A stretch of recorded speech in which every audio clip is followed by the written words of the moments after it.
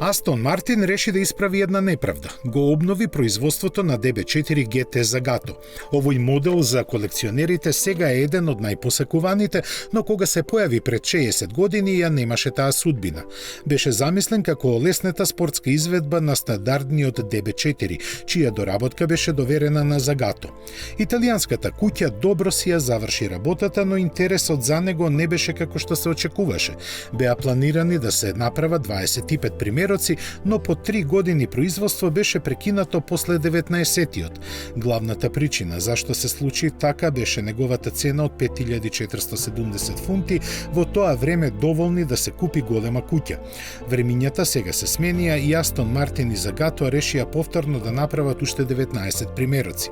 Користени се оригиналните спецификации, а за изработка на првиот примерок беа потребни 4500 работни часа.